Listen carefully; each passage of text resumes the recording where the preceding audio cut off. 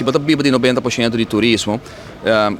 tu entra para diversificar, vou mestre diversificar, nós por diversificar. Pero agora vou diversificar mesmo, vou diversificar com 10%, 15% de GDP. Vou não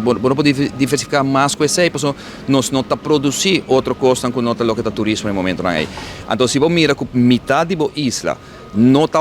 nem 1% de 90% que o turismo está generando para nosso país, algo está rubês. Então, se é uma luta, uma brinca pé e precisa trazer rapport, invertir tempo aí, den rapport, mas é bisa de Aruba Investment Bank, Pricewaterhouse, via ATA, nos paga rapport enorme para ilustrar, para nos poder convencer o grupo aqui de ter, bom, também diz a bolsa de deserto que na Baby Beach, tem desenvolvimento, veja que a consequência lo tá, veja que benefício não tá para tudo onde Aruba. E a trobe,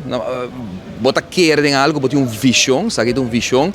mesmo coisa que promete hotel agora poni na Palm Beach, é tempo e avisa tem, lo tá para cabrito, vai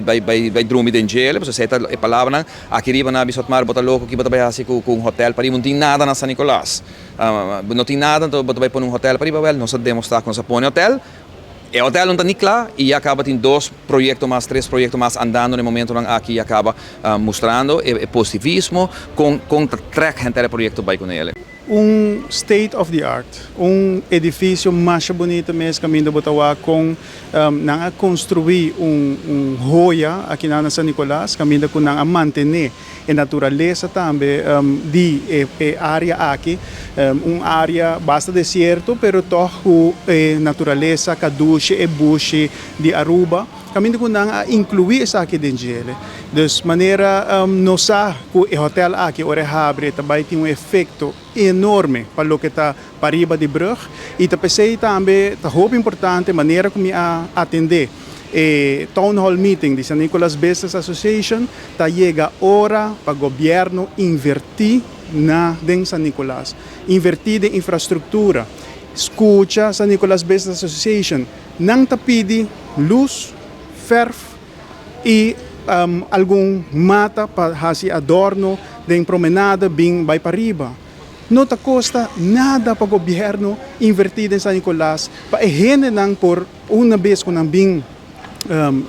queda desse hotel aqui com ampo bahay de promenada cana tranquilamente de ambiente cultural. Porque nós queremos de Orange Economy, nós queremos que San Nicolás merece para poder desenvolver a Orange Economy aqui, caminho para combinar arte, música, baile, vorale parte artístico, caminho com nos